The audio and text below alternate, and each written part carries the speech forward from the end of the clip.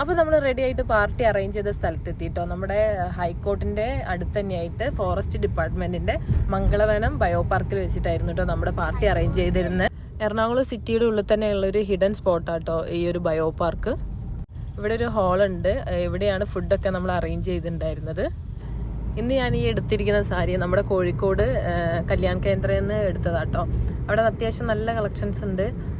അപ്പം ആർക്കെങ്കിലുമൊക്കെ ഒന്ന് എന്തെങ്കിലും പ്രോഗ്രാമോ കാര്യങ്ങളോ വരുന്നുണ്ടെങ്കിൽ അവിടെ പോയി ഒന്ന് നോക്കിക്കഴിഞ്ഞാൽ അത്യാവശ്യം നല്ല റേറ്റിൽ തന്നെ, മീൻസ് കുറഞ്ഞ റേറ്റിൽ തന്നെ നിങ്ങൾക്ക് സാരിയൊക്കെ പർച്ചേസ് ചെയ്യാം കേട്ടോ. അടിപൊളി സാരീസ്.